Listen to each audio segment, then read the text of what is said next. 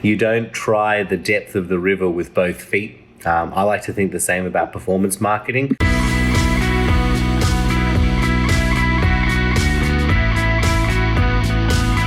Welcome to Velocitize Talks. I'm Andy North, and my guest today is Mez Homayunfard, co-founder at Online Marketing Gurus. Mez, thank you so much for being with us.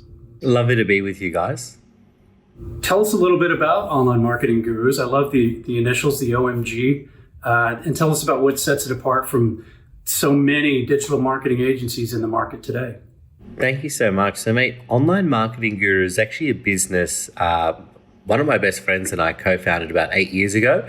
So we're now one of Asia Pacific's leading search marketing agencies. So we specialize in organic search marketing, SEO, and paid search. So we're very lucky in that we're actually one of the only agencies that I know of in Southeast Asia with a research and development department.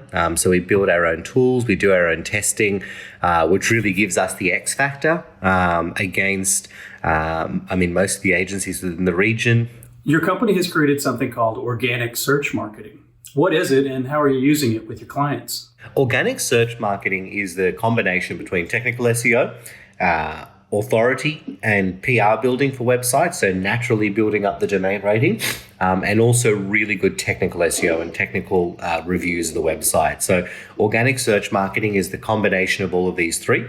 And what we do is we have an evidence-driven framework where we look for data points in each one of these three areas. So when we're working and building out optimizations for a customer, we know that we're basing all of those optimizations based off really good evidence. There's a lot of myths in the search SEO and SEM industry, too many to mention, some of which would be if your name is on page one on a search, that results in more business, and perhaps why page one isn't actually page one.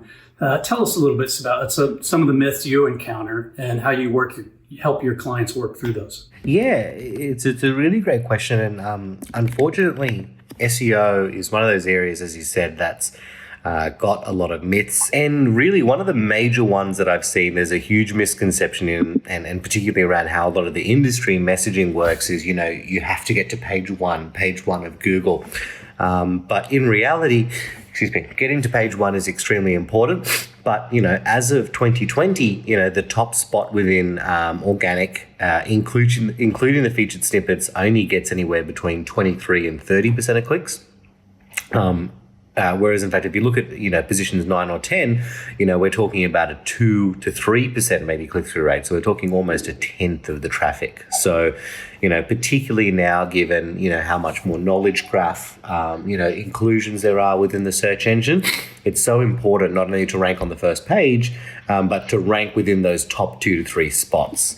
So this is one of those examples, again, where, unfortunately the industry has been its own worst enemy, continually talking about, purely just page one rankings rather than talking about the need to be in those top 2 to 3 spots. Let's say I represent a small company who's working hard. I'm working hard to grow my brand online. I want to get my SEO out there. I want to get my PR out there. I want to get my marketing out there. What are some of the growth strategies that you would recommend for some of your smaller clients? So for smaller clients, I always, it's one of the supposed quotes of Warren Buffett is that you don't try the depth of the river with both feet. I like to think the same about performance marketing, in that you should have validated learning. So, before we go in and jump onto a, 18 or 24 month SEO project, start with paid search, test out what keywords work, what keywords resonate with your target market. Make sure that the design of your website and the usability match those users when you are doing those paid search tests. And that way, you can really get very, very good data from your paid search campaigns and use that to scale your SEO. And this is where I find a lot of small businesses go wrong, is they've heard in the past, SEO is the best. It generates the most traffic, and whilst it still does occupy the largest share of voice out of all search clicks, it is a long-term process. COVID-19 has obviously affected everyone in the world in every industry you can imagine in a variety of different ways, from healthcare to education. Talk a little bit about how it's affected your industry, the digital marketing industry, and what are some of the opportunities that you see going forward? So we've seen, a very, very sharp interest by, a lot of our customers in, redesigning the usability of their websites, looking at pushing more budget into online to get in front of customers who are not coming into their retail stores. And, I think so far as a really cool campaign we did with a lovely, client and project of ours with Camp Boss Coffee. Who obviously are in the business of selling coffee beans. And, for them, we looked at running, bringing a coffee experience home. So for people working at home, which was really successful. So I definitely think COVID,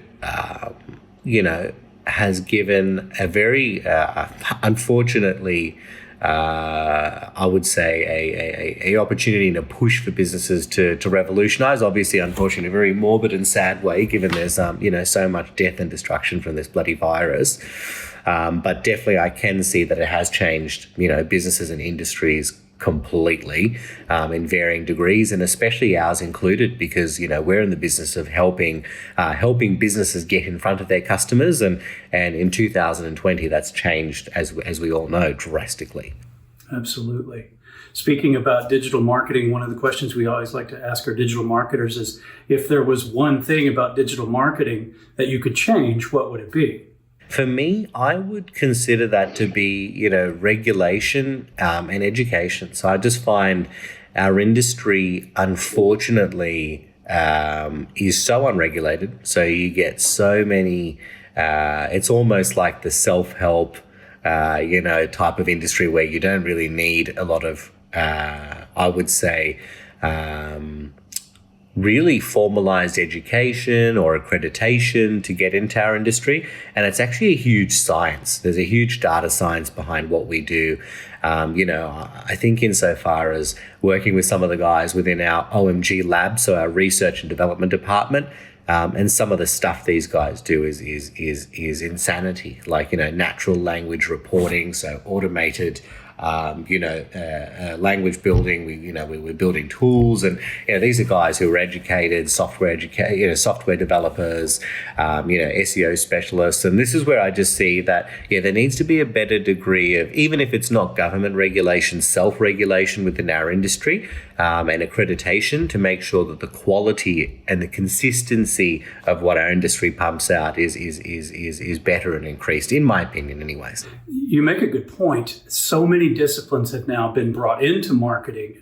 Do you foresee there being perhaps engineers who go through engineering school and then become marketers because of their strong technical background? Absolutely. We're already seeing it. And in fact, even in our own business now, we're looking for, a CIO who's got, engineering and software engineering experience, software development experience, to come in and join the firm, because so much of what we're doing now is becoming about data, even big data. So looking at very, very large data sets for patterns and predictive data around where where the algorithm will head. What types of tactics will work the best when you're using them on scale. So absolutely, I definitely think there will be more and more requirements for different types of skill sets that are only going to get more complex. Yeah, many have said that the title CMO will actually go away, and that title will morph into Chief Digital Officer, which encompasses much of what you've just talked about, everything from engineering to natural language interpretation. There's a variety of those disciplines, so that's a fascinating answer. One of the questions we like to ask all our guests is, what's the best advice you've ever heard or been given? For me, the best advice I think I've gotten just generally in business is to start small and start quickly. I think a lot of businesses, particularly small to medium businesses, tend to be very, very, very slow moving in how they make decisions because they're worried about making a mistake. I'm a master of making mistakes. I've made a lot of mistakes, but you only learn once you actually apply the knowledge that you have. And I find that, people get into this analysis paralysis where it's a, perpetual wheel of, okay, well, what if this, what if that? We need to make sure that there's 0% chance that this is going to fail. And, I think I heard of another saying is that if it can fail, if it can fail, it will fail. And the whole point of these exercises in digital, is you go out, you test. You might get 7 out of the 10 tests that don't work, i.e. 7 out of 10 failures, but 3 of them work.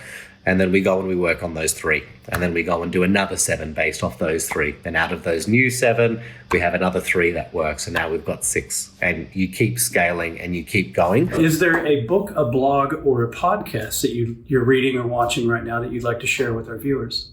I've just come out of a couple of weeks of reading, but probably my favorite book was The Art of Happiness by the Dalai Lama. Bit of a weird one, out of left field, not a businessy book or anything like that, probably the opposite. But I could absolutely, probably one of the best books I've read. It's just got some of the main life lessons from the Dalai Lama based on some interview, actually, I believe he had with one particular reporter. Each page is just like a nice little paragraph or 2 paragraph, easily consumable message. And I just felt like it was an easy read, got so much out of it. And it's one of those books I want to pick up and read over and over again, because I just feel like you get more out of it every time you read it. But Art of Happiness, Dalai Lama. Excellent answer. Thank you so much, Mez. You've been great. That was Mez Homayunfard, co-founder at Online Marketing Gurus. Mez, thank you so much for being here. It's an absolute pleasure to be on the show, and really, really pumped to be working with you guys. So thank you so much.